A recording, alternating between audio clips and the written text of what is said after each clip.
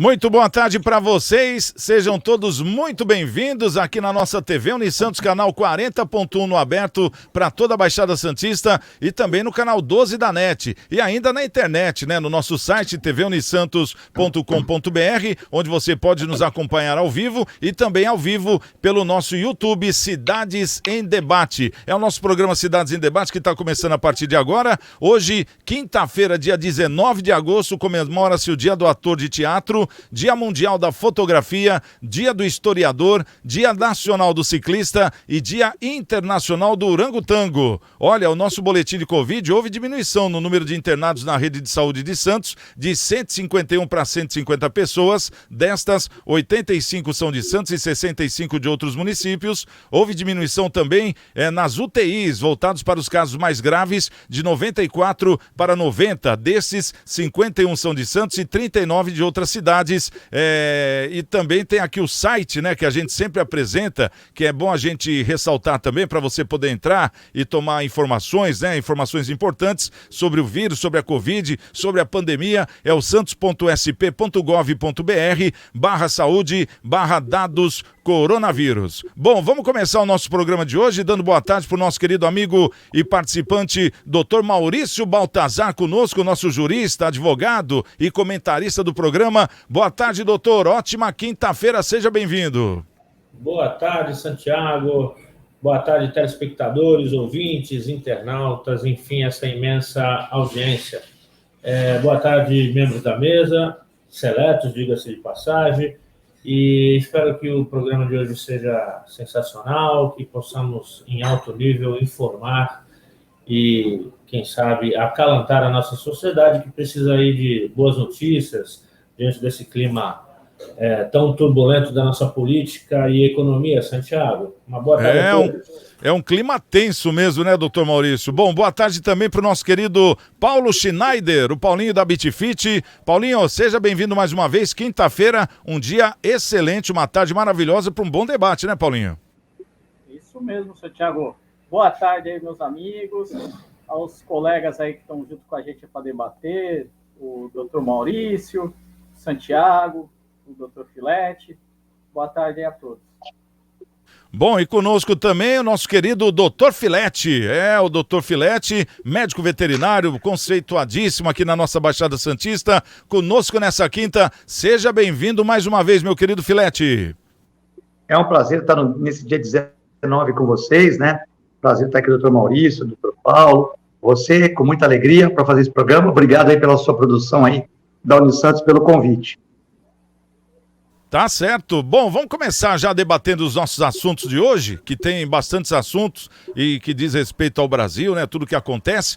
E a primeira pauta vem com o ex-presidente Lula, né? Em busca de aliança para 2022. O ex-presidente Luiz Inácio Lula da Silva desembarcou nesse último domingo, dia 15, no Nordeste, onde ficará até dia 26 de agosto para uma série de agendas nos estados de Pernambuco, Piauí, Maranhão, Ceará, Rio Grande do Norte e Bahia. No cronograma estão previstos encontros com governadores e parlamentares. Em razão da pandemia do novo coronavírus, não haverá eventos de rua.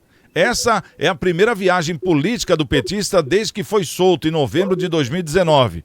O movimento ocorre no momento em que o presidente Jair Bolsonaro acena ao eleitorado nordestino com a reformulação do Bolsa Família, que passará a se chamar Auxílio Brasil. E também agora é mais um canal aí do nosso querido Rio São Francisco, indo até o Ceará, uma grande obra para o povo do Ceará. Ô, doutor Maurício, como é que você vê aí essa viagem do Lula, começando pelo Nordeste? Veja bem, Santiago, eu vejo como um fracasso, né? Politicamente falando. O Lula não está amealhando nenhum seguidor, tampouco no nível que ele um dia teve, né? Já foi uma liderança expressiva no país e hoje é só uma sombra, uma pequena sombra do que ele um dia foi, e não é para menos diante da quantidade de delitos, de crimes que ele teria cometido, enriquecido às custas do povo. Então, eu penso que o PT e os partidos ligados à esquerda estão tentando vender uma suposta imagem de que ele teria condições políticas de participar das eleições. mas bem se vê pela reportagem que ele não está conseguindo trazer aquela população, aquela massa popular, né, que ele manobrava antigamente, e isso acaba significando que ele realmente não tem condições de participar do pleito eleitoral para concorrer efetivamente. Talvez para blefar, para fazer algum tipo de conchavo aí com outros interesses, com outros candidatos de partidos menos expressivos do que o dele. E, do outro lado, o Bolsonaro está fazendo o simples, né? O básico, está acabando o que ele começou, que o Lula teria começado, mas acabando com critério, com qualidade, e está indo mostrar o seu trabalho. Então, entre uma promessa, uma sombra daquilo que ele foi e dos crimes que o Lula cometeu, comparado ao simples, sendo feito basicamente e comprovado, em que a população sente ali e respira as atividades que o Bolsonaro tem feito, me parece que nesse cenário o Bolsonaro está muito na frente e o Lula está amargando uma derrota antecipada, no meu ponto de vista. Eu volto a frisar aqui, eu fiz uma aposta com você, estou tornando pública, o Lula não sai candidato porque vai passar por uma vergonha tremenda, principalmente se cumprirem a promessa de ter...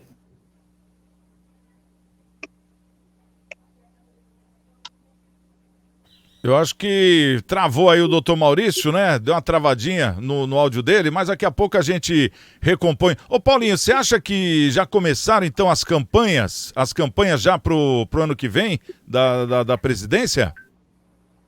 Nossa, Thiago, as campanhas já começaram faz tempo, né? Não foi de agora, né? O Lula desembarcou nessa última terça-feira, lá no Piauí, né? Cujo governador é do PT, né? Que tem altos índices de criminalidade, um IDH bem baixo, né? Um estado com IDH bem baixo. Ele não saiu do hotel, ele ficou no hotel direto.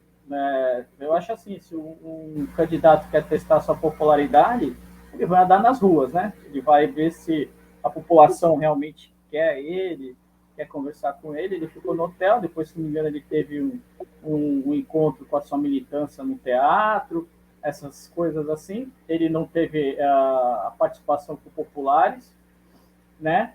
E eu acho o seguinte, aquilo que o doutor Maurício falou, o Lula está tentando começar a sua campanha, né, pela região Nordeste, que era uma região onde ele tinha certo prestígio, tinha um curral eleitoral forte, né? O Bolsonaro está mudando essa situação, né, trazendo a agricultura mais forte para a região Nordeste, trazendo irrigação para a região Nordeste, fazendo estradas, né, que os governos estaduais e os governos federais antigamente não fizeram, né? Eles queriam que essa região sempre continuasse no atraso, e eu acho que vai ser complicado, né? Agora, ao contrário do Dr. Maurício, eu acredito que ele saia como candidato, sim, porque não vejo atualmente um outro candidato forte que a oposição tenha, né? Eu acho que o Lula é o candidato da oposição, né? A gente tem um outro cenário aí com o Ciro Gomes, que hoje em dia ele está se colocando ainda como um centro-esquerda, né? Ele está querendo ser um cara mais moderado, até nas declarações dele, mas que não cola muito, não se descola daquela sua imagem antiga que ele tem de coronel do Nordeste, se não fizer o que eu estou mandando, eu vou te prender, esse tipo de coisa. Eu acho que ele vai ser candidato, sim. Eu acho que ele vai sair. E segundo o que a própria população mostra na rua, né, eu acho que ele não vai ter chance nenhuma de ganhar do Bolsonaro. E uma coisa, o Filete, a gente está reparando aqui na notícia que estão dizendo, né, por causa da aglomeração, o Lula não vai sair nas ruas. Você acha que esse negócio do Covid está atrapalhando a campanha do Lula ou está ajudando?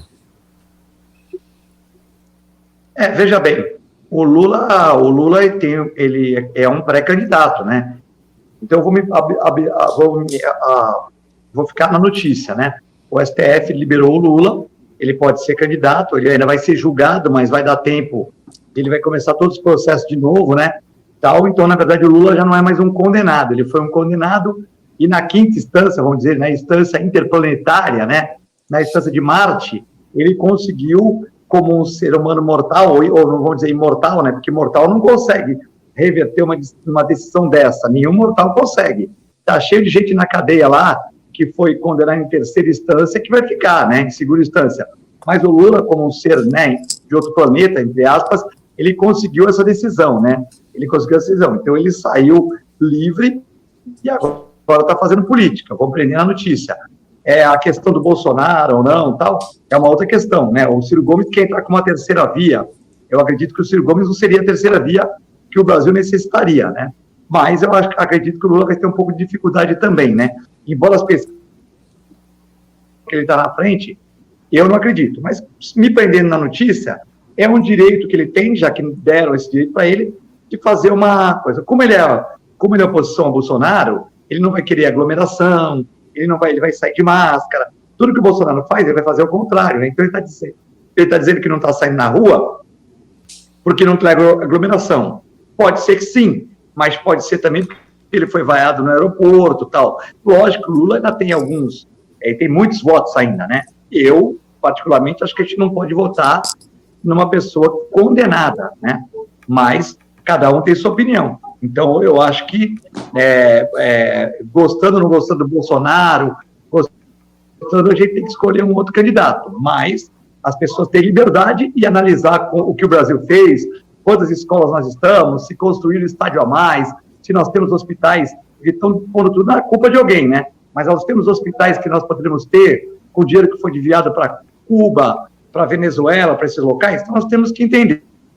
Cuba vai pagar? Não. Venezuela vai pagar? Não. Quem emprestou esse dinheiro?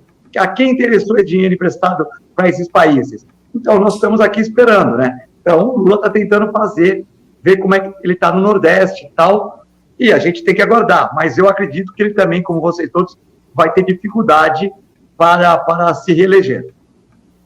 Doutor Maurício, só completando, porque tinha dado uma travada aí no seu vídeo, você acha que esse negócio, então, eu vou fazer a mesma pergunta que eu fiz para o Filete, esse negócio da aglomeração atrapalha ou ajuda o Lula, né, no atual momento? Porque isso aí pode mudar, se for negativo agora pode ser positivo ou vice-versa também. Como é que você vê hoje a figura do Lula fazendo uma campanha no país?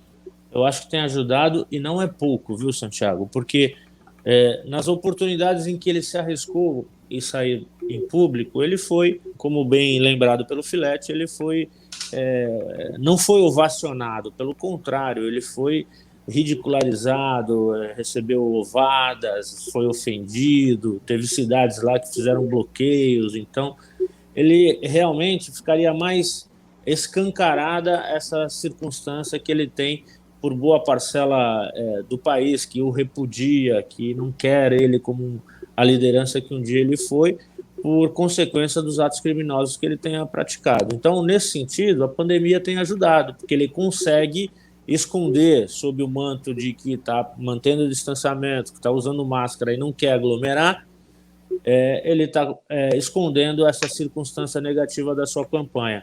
E, veja bem, Santiago, é até contraditória, porque se hoje, aqui no estado de São Paulo, por exemplo, o governador Dória já abriu o público, inclusive, para os jogos de futebol, por que não um show comício, como ele costumava fazer aqui nos sindicatos, com artistas e tal? Ele não está fazendo porque agora não pode, não porque está no distanciamento social, é porque ele não pode mesmo, ele não tem mais condição de fazê-lo, porque ele não vai conseguir trazer, salvo aqueles lanchinho, né, os R$50 lá, que tem até um apelido que o pessoal fala lá, o lanchinho de mortadela, salvo esses indivíduos, aquelas multidões que ele conseguia manobrar, ele não faz mais. Então, para não mostrar isso para a grande mídia, ele se utiliza dessa desculpa da pandemia do Covid para se ocultar numa suposta condição melhor do que realmente é de participar do pleito eleitoral. O Filete está correto, ele ganhou o direito de disputar nesse jogo jurídico aí muito questionado. Mas não é disso que eu estou falando, do jurídico, da possibilidade jurídica, enfim. Estou falando do capital político mesmo. Ele perdeu demasiadamente. né? O que ele tem hoje são aqueles que lhe devem favor e que, portanto, tem rabo preso, usar esse termo esdrúxulo, tem que o receber, porque até os parceiros dele que está recebendo estão com receio, porque vincular a imagem própria à imagem do Lula está fazendo mal e tem muita gente abandonando o barco dele, viu, Santiago? E a gente naquele aguardo. Agora eu vou fazer uma pergunta aqui, vamos deixar as posições de lado, vamos tentar ponderar, deixar bem no centro mesmo para poder avaliar o que eu vou perguntar para os três. Aquele Instituto IPESP, se não me falha a memória, que é o mesmo que era o antigo IBOP, né? Agora está com essa nova roupagem, mas com o mesmo pessoal, os mesmos articuladores, os mesmos pesquisadores, aquela mesma metodologia, vamos dizer assim. Eles lançaram uma nova pesquisa essa semana dizendo que o Lula tem 49%, né? E o Bolsonaro vem lá com 20%, mais ou menos, no primeiro turno. Então o Lula ganharia, né, com uma larga vantagem do Bolsonaro. Aproveitando esse assunto do Lula, né, que começou a sua campanha, isso é notório lá no Nordeste, como é que você vê hoje, Paulinho, essa pesquisa? Você concorda? Se concorda, fala por quê? Se discorda, fala por quê também?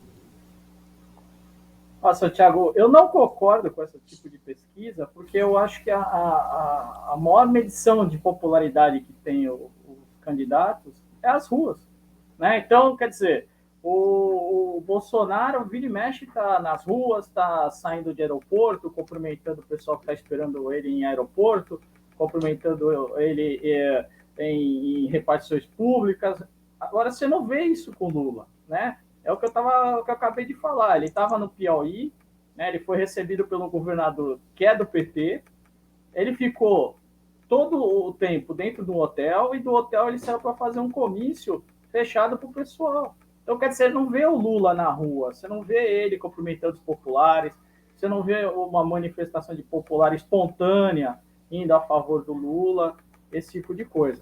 Eu acho que essas pesquisas elas estão sendo muito direcionadas, né? Eu não sei, eu não vou aqui ser leviano e falar que estão sendo direcionados para aquele ou para esse candidato, mas eu não vejo as ruas, né, refletirem o que as pesquisas estão mostrando, né? Eu acho que as ruas elas mostram um outro cenário, o cenário mais favorável para o Bolsonaro. E você, Filete, como é que você vê essa nova pesquisa, esse novo resultado, que foi até parecido com o anterior, né? Parece que foi um repeteco, né? Uma afirmação daquela primeira pesquisa. Você vê como o Lula hoje? Você vê ele com 49% e o Bolsonaro com 20%? Se sim, fala por quê? Se não, fala por quê também? Olha, 6 institutos de pesquisa deram o Lula acima e um não, né? Veja bem, eu não vou discutir quem está acima, quem não está, né? Mas eu acho que nenhum candidato, né, para um presidente da República ter 49% de aprovação, né, 49%, vamos ver aqui, quantos prefeitos da região que foram reeleitos, quantos prefeitos da região que foram reeleitos com boa aprovação e não tiveram 45% nas urnas, né? Tivemos aqui em Santos o Rogério Santos com 50 e pouco, né, que foi assim um recorde, né, por 50 e pouco, ganhando no primeiro turno. Mas você vê, Praia Grande, o Mourão, a candidata dele foi para o segundo turno. Já tivemos o Márcio França em outras eleições também, ganhando com uma diferença grande, né?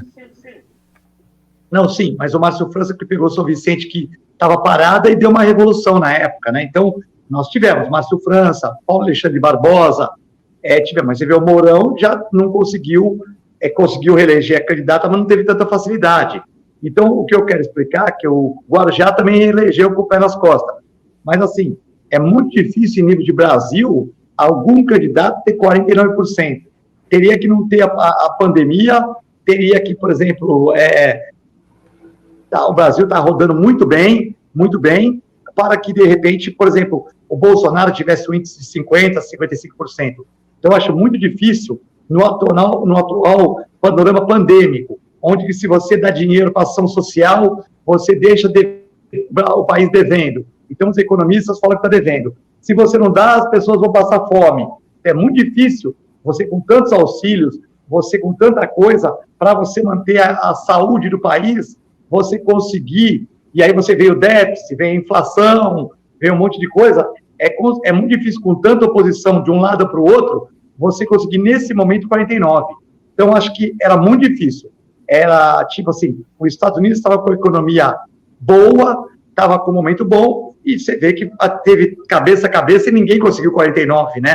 Mesmo na economia que tinha apenas 2% de desempregados, que dizem que 2 a 3% é normal, é da rotatória, é o cara que não quer trabalhar, tal, é da rotação, né, tal, do movimento, do trabalho. Então, você vê, mesmo nos Estados Unidos, que tinha só 3% de desemprego, a economia estava pujante, você vê que o presidente não conseguiu se reeleger. Então, você falar hoje que o Bolsonaro tem 49, que o Lula tem 49, tirando uma casquinha do Ciro Gomes, tirando a casquinha do Boulos, tirando a casquinha de outros eventuais candidatos aí, Dória, enfim, que vai Dória 5%. Não, eu só te explicando. Dória 5%, o Ciro Gomes 7%, o outro, você tirar tudo isso, né? Esquecer que vai ter muito voto branco, muito voto nulo do cara que não gosta nem de um nem de outro. E você falar que 49%, você esqueceu quem não gosta do Bolsonaro não gosta do Lula. Os eleitores do Bolsonaro que são fiéis. Você falar 49% para um ou para outro é muito difícil, né, de acontecer. A gente sabe que não é isso. Você não vai chegar numa mesa de um bar, ter 5 caras que vão votar no Lula, de 10. Não vai existir isso. Pode ter 1, 2, mas 5 você não vai ter. Nem com o Bolsonaro você tem isso, que está com a máquina. Então, eu acredito que 49% hoje ninguém tem, na minha opinião. Doutor Maurício, e a sua opinião, seu ponto de vista quanto a essa pesquisa do Lula, que apareceu mais uma vez com uma larga vantagem sobre o Bolsonaro, 49%, e ganharia facilmente no primeiro turno. Como é que você reporta? Eu vejo isso com muita reserva, viu, Santiago e membros da mesa. Já é público e notório que existe uma crise entre a atual administração e as grandes mídias, que invariavelmente estão por trás dessas pesquisas, né? Usam os seus jornalistas, a sua equipe para montar a estratégia para fazer esse tipo de pesquisa. E essas pesquisas, muitas delas são direcionadas, né? Você é a favor de um ou outro, leva lá no reduto eleitoral de um, ou faz a pesquisa eletronicamente com o reduto eletrônico do outro candidato. Então, como há uma guerra, inclusive econômica, entre esses dois extremos, governo federal e a mídia, de modo geral, que perderam muito em verbas, em publicidade, muito mesmo, né? Há quem diga que a Globo, por exemplo, está em má condição econômica, justamente por essa perda. Enfim, virou uma guerra. E aí, guerra, né? No amor e na guerra não se mede esforços. E, diante dessa condição, eu vejo com reserva, porque, como o Paulinho falou, as ruas desmentem substancialmente esse tipo de pesquisa. Cada movimento que o Bolsonaro faz, ele acumula um número de pessoas. E veja bem, não dá para dizer que é programado, que é encomendado, que é pago. Não dá para pagar uma quantidade infinita de pessoas em todos os estados onde ele está rodando, né? Tem gente aí nessas motocicletas que estão atravessando os estados. Tem cara que está postando, eu vou participar de todas, em todas as cidades. Isso não se vê, eu nunca vi nesses 51 anos de idade, eu nunca vi algo semelhante. Então, eu imagino que essas informações estão sendo direcionadas mesmo para motivar, para, vamos dizer assim, chancelar uma eventual votação agora em 2022 com essas urnas viciadas, se não tiver o auditável, né, o voto auditável. Então, tem aqui uma afirmação falsa de que ele está na frente e, de forma falsa, com essas urnas viciadas, dão a vitória para o Lula e uma casa com a outra e o golpe está dado. No meu ponto de vista, é essa a intenção. Do mesmo modo que o Bolsonaro, vendo essa previsão, está trabalhando, está fazendo a questão do impeachment dos membros do STF, do Tribunal Superior Eleitoral, porque sabe que esse movimento é possível. Não é nenhuma tergiversação, não é nenhum pensamento maluco meu, é o cenário, é uma possibilidade que isso esteja sendo maquinado para acontecer. Então, diante dessas circunstâncias, nem desse e nenhum outro tipo de pesquisa que vier, mesmo que dê o Bolsonaro lá na frente com grande diferença, eu vejo com reserva, porque é uma guerra e essa guerra estão mentindo, assim, não pode dizer nem que é mentira, mas se eu vou fazer uma pesquisa e sei que lá na Zona Noroeste, naquela favela tal, tem só petista, eu acho que ali só vai dar voto do petista. E não vou fazer aqui na Ponta da Praia, não sei onde o Bolsonaro pudesse ser melhor votado, por exemplo. Então, essas pesquisas podem sim ser direcionadas de tal modo que dê um resultado que não reflete a realidade. Portanto, eu não confio nelas e espero, sonho que o bom senso prevaleça e as próximas eleições tenham voto auditável de forma transparente, como a lei, como a nossa Constituição prevê e como a população, o povo brasileiro, tem o direito. Tá certo. Bom, vamos trazer aqui um recado, né? O pessoal que está nos assistindo, que continua, né? Aquela campanha do agasalho, aquela campanha dos alimentos da nossa Igreja Coração de Maria. Inclusive, esse endereço que você está vendo na tela aqui, é Ana Costa 74, é o endereço da Igreja Coração de Maria, onde tem lá a paroquial, através desse telefone com a nossa querida Bebé, que é o 32237381.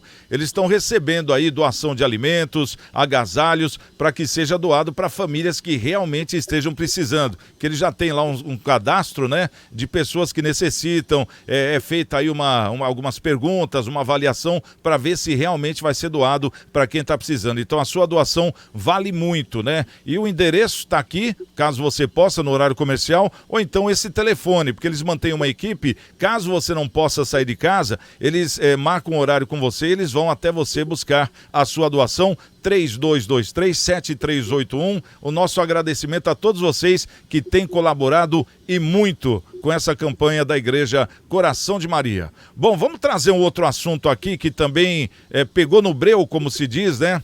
Na gíria. O presidente da Fundação Cultural Palmares, Sérgio Camargo, anunciou que vai processar o cantor Martinho da Vila por racismo, além de pedir indenização pelas ofensas. Tudo começou depois que o sambista, né, o Martinho da Vila, atacou o Camargo numa entrevista ao programa Roda Viva da TV Cultura na última segunda-feira. Na entrevista, Martinho disse que a Palmares, né, foi criada para tratar dos assuntos da cultura negra, mas que agora é comandada por Camargo, que é bolsonarista radical. E além disso, ele é um preto de alma branca, como se diz, foi o que declarou Martinho da Vila. E ainda disse, no duro, ele gostaria de ser branco, ele acha que ele é branco, ele se sente branco, ele tem que acabar com essas coisas todas de preto. Bom, Camargo afirma que o artista feriu sua honra com esse comentário. Em publicação nas redes sociais, o presidente da Palmares exibe o trecho da petição com que pretende acionar a justiça e destacar frase do ator Morgan Freeman, que diz que uma importância de uma consciência negra, ou branca ou amarela, né? Que no caso, na qual o artista descarta a importância de uma consciência negra, ou branca ou amarela, em favor de uma consciência humana, capaz de acabar com o racismo. Esse negócio do racismo é uma coisa que tem acontecido muito, não só no Brasil, como no mundo, né? Doutor Maurício, como é que o senhor vê juridicamente essa possibilidade desse acionamento da justiça, no caso o Martinho da Vila, sendo processado pelo presidente da Palmares? Perfeitamente possível, Santiago. Eu creio que, pela reportagem, eu não assisti esse programa, infelizmente, mas pelo teor do contexto e das afirmações, sim, ele infringiu sim, o patrimônio imaterial, né? A moral, a honra do presidente dessa instituição, ao fazer essa diferença de cores, enfim, fazendo crer que a ofensa é na questão racial. É lamentável, né? Porque ele é uma pessoa pública, é um afrodescendente de respeito, de renome, que deveria preservar justamente essa questão, agindo de tal modo que a sua conduta não ferisse não a dignidade, nem a dignidade dele, como também a dignidade da própria causa, né? Porque ele agindo dessa maneira, ele depõe contra a própria causa. né? Se é que pode levar a isso como causa de alguém, porque, como Morgan Freeman fala, a questão é humana, não é de raça, branco, preto, amarelo, japonês, enfim. Mas, enfim, ele que levantou a questão, ele ofendeu, então, pelo trecho aqui, as falas, as assertivas, as afirmações são além do razoável num debate. Aliás, a outra parte nem estava no debate para poder se defender, então é uma acusação direta mesmo, uma ofensa. Então é possível de responder pela injúria racial, inclusive, né? E nesse contexto responder por indenização por dano material e moral também, porque certamente na condição de uma presidente de uma associação dessa natureza, ser acusado por uma pessoa pública, ele vai ter consequências na sua administração, vai ser criticado, vai ser debatido. Então, vai ter dano material, no meu ponto de vista, e principalmente o dano moral, porque agora todo mundo vai querer avaliar a sua condição, né? Não a de humana, mas essa aí do preconceito, será que ele não é, como foi, de que modo a sua administração, à frente dessa entidade, ele está representando um ou outro, enfim. Mandou mal o sambista, que eu sou fã, é um puta profissional nesse sentido, mas agora, já que falou, tem que responder pela prática, né, do delito, da injúria, e vamos ver no que acontece. Eu acho que ele deve responder sim. Bom, tá aí o comentário do Dr. Maurício. Agora, o Paulinho parece que assistiu, né, Paulinho? Você assistiu aí a entrevista. Fala pra gente um pouco o que você viu, o que você achou desse contexto todo. Eu assisti, né, segunda-feira, o Roda Viva da Rede Cultura. Eu escutei e vi essa declaração do Martim da Vila. No país é uma polarização, né? Então, quer dizer, os negros têm que, por obrigação, votarem no PT ou em algum partido de esquerda, e os brancos teriam que votar com um partido de direita ou de centro-direita, que é um erro, né? Ele já começa dividindo as coisas. Outro erro que eu vejo do sambista Martim da Vila, que depois eu fui dar uma pesquisada, que eu não acreditei até com a declaração que ele fez, ele é casado há 25 anos com uma branca, né? Uma mulher branca. Então, quer dizer, ele por ele ser casado com uma mulher branca, ele é um cara que acredita na miscigenação das culturas, né? Acredita que as pessoas são iguais. Então, a pessoa fazer uma declaração dessa, no mínimo, no meu entender, é irresponsável, né? Ainda mais ele sendo negro. Então, quer dizer, ele está dividindo as pessoas em negros e brancos, o cara tem uma alma branca, isso aí para mim não existe. É um racismo que vem da cabeça. Então, acho que racismo vem da cabeça tanto de branco como de negros, né? Eu vou contar um caso que aconteceu comigo, indo para o Rio de Janeiro uma vez. Eu estava com um amigo meu negro, dirigindo o carro dele, a propriedade dele.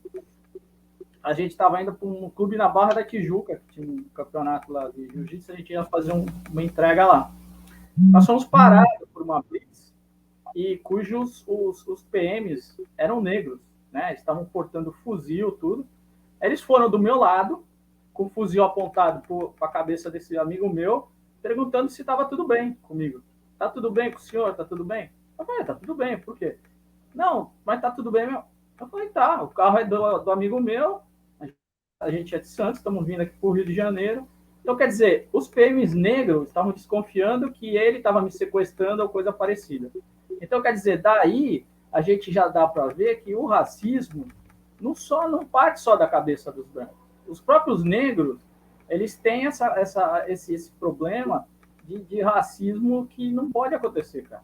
Nós somos uma nação 100% miscigenada. Eu tenho origem europeia, tenho mistura no meio, tem famílias que têm mistura de negros. Todos nós somos irmãos. Nós não podemos ficar com essa política que eu escutei, que eu fiquei indignado, de separação, né? Isso aí é um negócio horrível de querer separar os brancos, os negros, os pobres, as pessoas que estudaram mais, as pessoas que estudaram menos. Isso não existe, cara. Nós somos uma nação, nós temos que todo mundo dar a mão para isso aqui dar certo, né? A declaração dele foi totalmente infeliz, totalmente fora de propósito. eu acho que merece mesmo uma reparação jurídica, que nem o doutor Maurício falou, né? E ele tem que vir a público pedir desculpas. Uma que, afinal de contas, ele tem uma esposa que é branca, né? Então, quer dizer, é um negócio absurdo, para não falar outra coisa. Aquele negócio, é que ele quis atacar o rapaz lá, né, o Camargo, de uma certa maneira, né?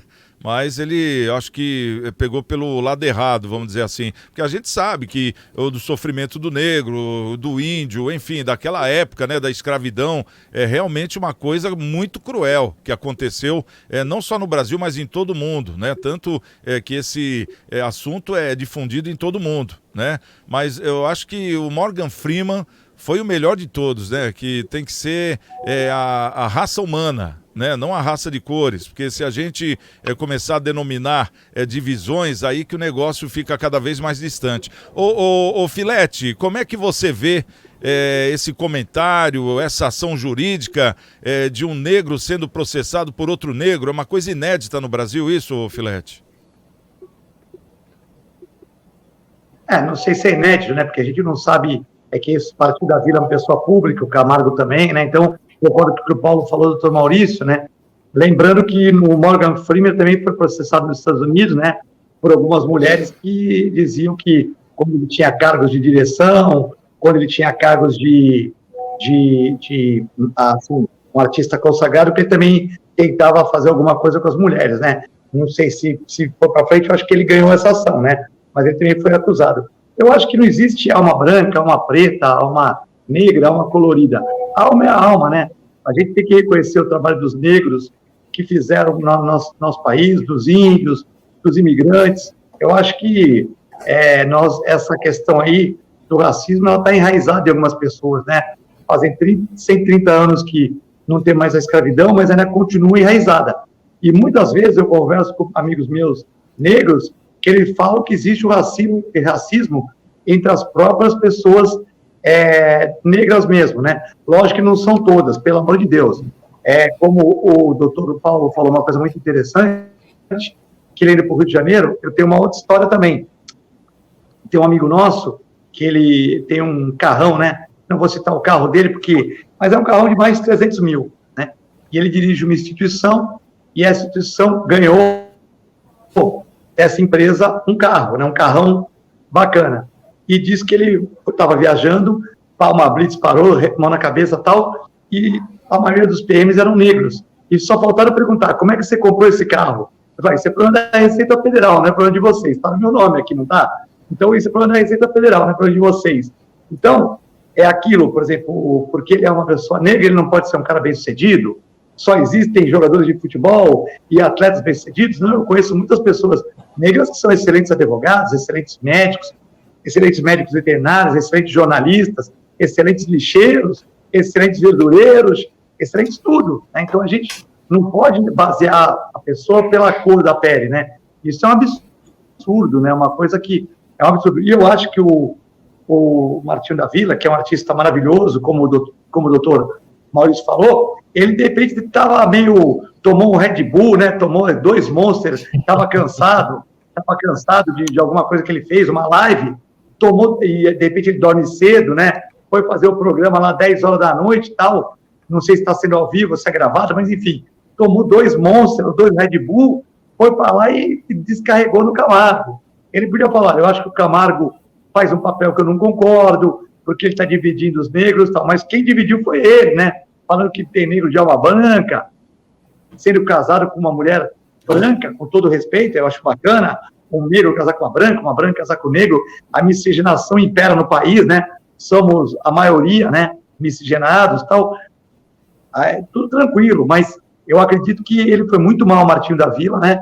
Porque respeito ele como artista, né? Mas voltando para o Mormon, realmente é lamentável a gente começar a separar o negro de alma branca, branco de alma negra, branco, não existe. A alma é uma alma que a pessoa vai trabalhando, vai cuidando, para que a gente possa ter uma evolução, né? Agora, você separar as pessoas por alma branca, alma tal, então é complicado. Quer dizer que eu tenho amizade mais com o negro, eu tenho uma alma negra. Quer dizer que se eu casasse com uma mulher de cor, eu teria uma alma negra? Nada a ver, né? Coisas que já tínhamos que ter resolvido isso, já resolvemos isso, desde a questão da Princesa Isabel, tal, é uma coisa que a gente tem que já estamos 130 anos, já era para ter uma evolução espiritual, uma evolução moral, de não ficar debatendo esses assuntos tão fúteis, né? Já passou da hora, né? Ô, doutor Maurício, como é que fica agora, por exemplo? Vai ser processado? Qual que é o procedimento agora? No meu ponto de vista, caracteriza inclusive a injúria real, né? Um pouco mais grave, porque tem nexo racista mesmo, e ele podia ter sido preso em flagrante, inclusive. Mas como o programa não devia ter nenhuma autoridade ali, passou e eventualmente, com a queixa-crime dele, com o boletim de ocorrência, enfim, qual vai ser a notícia-crime da forma que ele for manejá-la, ele pode ter consequência, ele pode ser condenado e, se for a injúria real, pode ser até uma condenação mais grave, se ele já tiver alguma passagem, né? Eu penso que não, mas com certeza consequência econômica ele vai ter, né? Porque o crime de injúria não tem uma pena assim tão grande, capaz da pessoa ser condenada e efetivamente presa, mas todo crime de injúria racial acaba atingindo o patrimônio imoral, portanto vai ter indenização sim de danos morais em favor do Camargo, e isso ele não consegue escapar no meu ponto de vista, Santiago. Até porque no cenário ali o cara não estava para se defender, não era uma discussão, não pode ser trazido à baila, por exemplo, o clamor da discussão, a autodefesa, enfim, era um debate ali, uma entrevista de cunho político, obviamente. Ele quis defender lá a sua turma, pelo jeito ele é comunista, enfim, tá, ou bolsonarista, né, anti-Bolsonaro a qualquer custo, e aí passou da linha do razoável, e toda vez que passa da linha do razoável e não dá o direito a outra pessoa se defender, tem que responder pelos danos. Fala, Filete. Ô, Santiago, queria só dar uma parte. Eu, como o doutor Maurício, o doutor Paulo, você, estamos muito tempo na mídia, né? E eu fiquei comandando um programa de TV por 4 anos e meio, assim como você. Quando eu comandei, os caras falaram, já paga uma advogada por mês? Falaram para mim, porque aqui o ex-apresentador tem 10 processos, o outro tem tantos processos e tal. Eu fiquei 4 anos e meio e não tive um processo. Por quê? Era bom senso. E nós criticávamos aqui. Nós criticávamos ações, por exemplo, essa lei que foi revogada aqui que você tem um mercado em Santos que vende peixe morto e não pode vender peixe vivo, onde o vereador achou que o peixe vivo vinha do mar, pegava do mar. Ele esqueceu que vinha de uma lagoa, que é um peixe ornamental, que ele foi criado para isso. E se o criador me voltar peixe um dia, para quem acredita, eu quero ser peixe ornamental, hein? Eu não quero ser peixe para ser pescado, né? Eu prefiro morrer num aquário que morrer na boca dos outros. Mas, enfim, o vereador achou isso. E o nosso tribunal, nossos desembargadores, 24 reconheceram que estava errado. Então, essa lei caiu por terra em Santos. Eu critiquei pra caramba, fiz programa com o Paulo Eduardo Costa, presidente de Kennel Clube, fiz programa e critiquei uns 10 programas, eu critiquei que era absurdo, que era inconstitucional, que não devia ter passado pela Procuradoria de Santos, que passou porque teve uma pressão política, que o vereador assinou, mas depois no dia seguinte se arrependeu. Falei, não teve processo nenhum, porque eu não critiquei a pessoa do vereador, não falei que ele era um mau vereador, não falei que ele tinha que... Falei apenas que essa lei é uma lei equivocada. E os desembargadores entenderam, foi noticiado ontem em todos os jornais isso. Eu tenho certeza que você ficar comandando esse programa por muito tempo, não vai ter um processo, porque é aquilo que o doutor Maurício falou, sair do razoável.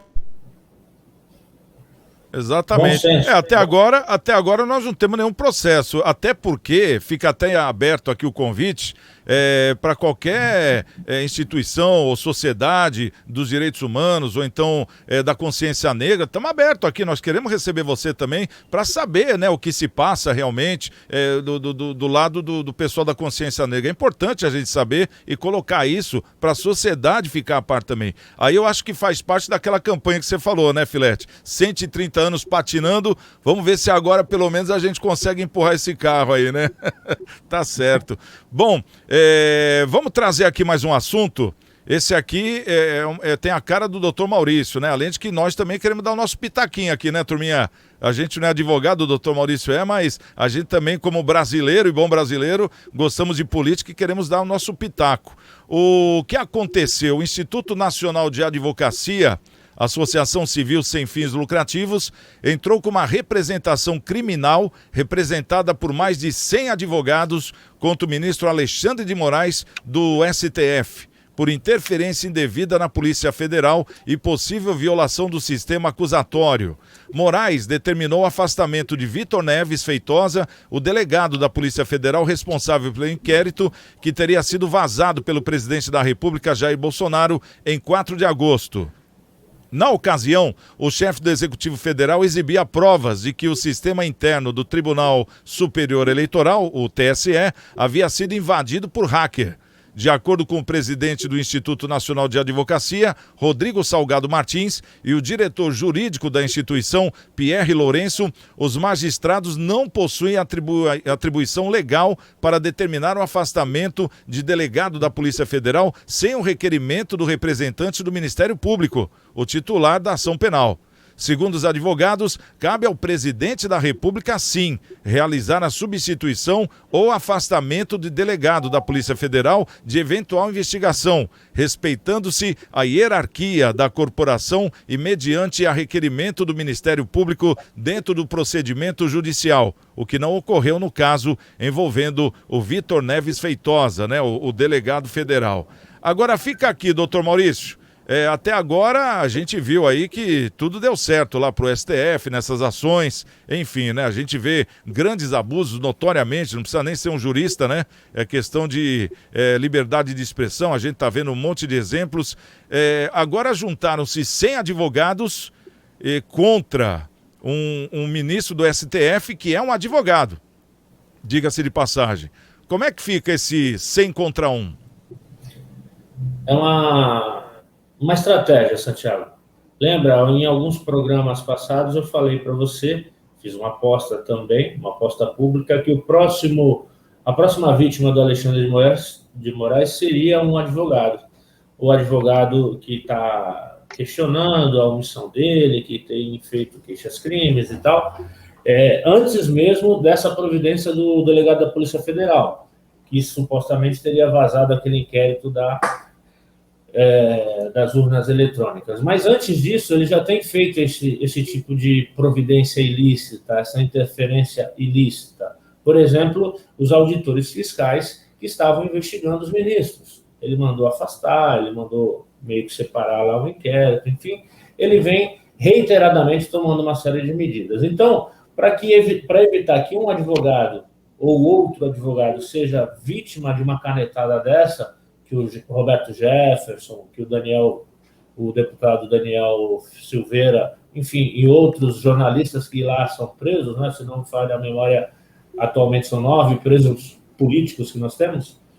E para evitar que o advogado sofra esse tipo de represália do STF, os 100 renomados advogados criminalistas subscreveram essa petição, porque aí ele vai ter que prender 100 advogados. E também é uma forma de chamar a atenção à nossa instituição de classe, né? Eu já também afirmei em programas passados que a nossa Ordem dos Advogados do Brasil está uma vergonha, né? Não se mete num assunto que é de interesse público, que é de interesse institucional da Ordem dos Advogados do Brasil, que é de interesse da nossa justiça. E a Ordem dos Advogados do Brasil é um instrumento da materialização da justiça. Então, deveria atuar e não tem feito. Por quê? Sabe-se que o nosso atual presidente federal, né, o Santa Rosa, tem íntimos vínculos com o pessoal do PT, enfim, e com a oposição do Bolsonaro. Então, dele não vai sair nada, então os advogados individualmente estão se unindo por meio de associações, enfim, e está atuando, tentando fazer, às vezes, da Ordem do Advogado do Brasil e mitigar a chance de um advogado, por exemplo, eu aqui que publicamente tenho manifestado contra o STF, não sofrer nenhuma represália individualmente. Vai prender o advogado? Tá bom, então vai prender os 100.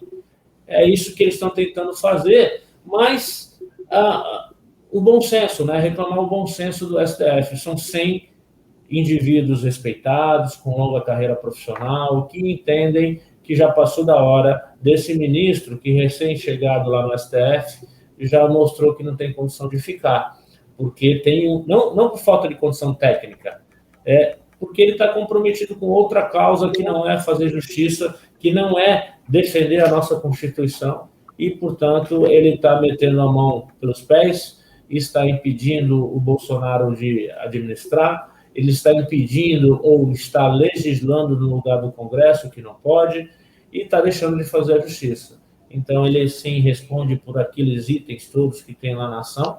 Para mim, ele cometeu crime, sim, e está abusando, inclusive, suscetível até do Tribunal Internacional, porque, como ele é a última instância, estava na hora desses advogados, criminalistas e tal, sensacionais, seguirem o exemplo do PT, que protocolaram queixa-crime contra o Bolsonaro lá no tribunal. É isso que eu ia perguntar agora, doutor. Qual o segmento natural da situação agora? Seria o internacional mesmo, né? Porque isso aí nada mais é do que um aviso só, né? Um bilhete de aviso, né? Para ele. Exatamente. Porque ele é a última instância, né? Ele é a última instância. E aí o Congresso tem que também julgar aqueles pedidos de impeachment. Como nada disso sai daquela pilha que eles estão sentados, né? O próximo passo é chamar o Tribunal Internacional, que é para legitimar uma eventual manifestação do Exército ou das Forças Armadas, melhor dizendo, com base naquele artigo 142 da Constituição. Eu penso que, se o bom senso não aclamar lá no Congresso, no STF, eu acho que é inevitável uma intervenção militar devidamente requisitada pelo presidente da República, que foi dentro da linha constitucional, né, representou no Congresso, o Congresso não tomou providência contra o impeachment, não julgou aqueles que tem lá, nem o do Bolsonaro, não restando outra alternativa, senão tomar as providências que a Constituição prevê lá no artigo 142. Ô, Paulinho, fala você, enquanto o Filete tá se relocando aqui, o que você acha disso aí? 100 advogados contra o ministro, quem que tá certo? Olha, eu ia lembrar o caso, o doutor Maurício acabou de lembrar do pessoal dos auditor fiscal do Tesouro Nacional, que vinham investigando o pessoal do STF, né, e esses AFTN foram afastados, né? Eu ia lembrar esse caso. O doutor Maurício puxou meu raciocínio. Desculpa, eu não tive dúvida. Mas eu ia comentar sobre isso. Então, quer dizer, ele já vem fazendo isso em outras hierarquias, né, em outras instâncias, né? Ele fez isso na Receita Federal, ele está fazendo isso agora na Polícia Federal, né? Toda hora os ministros do Supremo eles estão invadindo jurisprudência de outros poderes, né? Que nem essa parte aí teria que ser o executivo, o presidente da República, que teria esse poder aí de mexer com os delegados da Polícia Federal, né? E não está acontecendo. Que nem o doutor Maurício falou mesmo, né? Eu já falei nos programas anteriores até sobre um depoimento do jurista aí do Ives Gandra, que eu tinha visto nas redes sociais, no Facebook, no Instagram dele, falando sobre esse artigo 142, né? Que ele mesmo, eu acho que ele deu aula, se não me engano, para o Alexandre de Moraes, e ele estava falando sobre isso. Né? Ele falou que essa intervenção é uma intervenção que pode ser feita, né? De forma legítima. Né? Que é de foro legítimo, exatamente, porque está havendo uma invasão Não é só a invasão ou a desobservação do princípio da independência. Exatamente. Cada um tem, independentemente, a sua função. Não é só a invasão, é a invasão da independência do executivo também, mas para um objetivo. Qual o objetivo nesse último aqui? Impedir que o Bolsonaro prove que há, sim, vícios nas urnas eletrônicas. Sim. No outro caso, de que havia fraude econômica por parte do STF e que isso impediria os auditores. Enfim, eles estão se defendendo lá, eles não estão defendendo a Constituição. É verdade. Eles estão legislando em causa própria, né? Essa é Exatamente.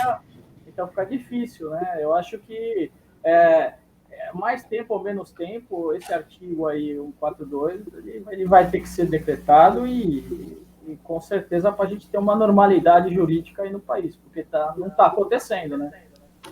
Ô Filete, gostaria que você desse seu comentário também. Temos aqui 1 minuto para você poder falar sobre esse assunto do Instituto Nacional de Advocacia, que entrou com essa ação aí contra o Alexandre de Moraes. Olha, eu concordo com tudo que foi falado. Os poderes são harmônicos e independentes, né? Quando o poder começa a se meter demais no outro, acaba dando problema. Com todo respeito ao Alexandre de Moraes, que escreveu o livro, a gente sabe que é um professor universitário e tal, a gente tem dúvidas sobre o procedimento dele ultimamente, né? Com muitas perseguições, prisões, que muitos juristas acham arbitrárias, né? Então, acho que realmente é um poder que não pode se envolver tanto em outro. Então, realmente, fica uma coisa complexa, né? Eu acho que cabe a um comitê internacional julgá-lo, né? Porque que ele tem conhecimento, a gente sabe que sim, né?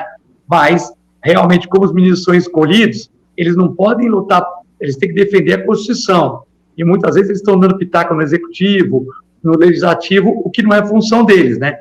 Então, esses advogados, quem está com essa ação, esse sem advogado de notório conhecimento também, é justamente para isso, para a gente que a Constituição volte a ser exercida, né? Cada poder atue com harmonia e com independência com os outros, não dessa maneira, um cutucando o outro, que não dá certo, né? Aí o Brasil não anda, né? Desanda, né? Como diz, agora tem esses novos vocabulários aí, né? Então, aí desanda. Doutor Maurício, e você acha que nesse caso aí, nessa jurisdição internacional, daria também foco para essa ação que o Bolsonaro entrou contra o Barroso e o Alexandre de Moraes? Ou ele como presidente, né, que seria a última da última, vamos dizer assim, né? Daria quórum isso aí também ou não? Se daria quórum, eu não sei, mas é uma tentativa que ele precisa... Veja bem, se eu estou prevendo que o cenário vai ser uma intervenção militar, além da questão interna da população, quando isso ocorre, precisa também de ter o apoio internacional, de legitimidade, ou seja, o Tribunal Internacional, por exemplo, tem que julgar, tem que examinar que o que ele está fazendo é razoável, não é ilícito, que ele não quer tomar o poder de ninguém, como me parece, pelo menos ao cidadão Maurício Baltazar de Lima, não me parece, não me convence que o Bolsonaro quer dar um golpe e tomar o país. Pelo contrário, ele está tentando evitar um golpe que já foi dado lá atrás e que já vem amealhando as nossas riquezas há muito tempo, né? Que recuperamos em parte aí com a Lava Jato, mas que já tomaram de volta, com essas decisões absolutamente equivocadas, duvidosas do STF.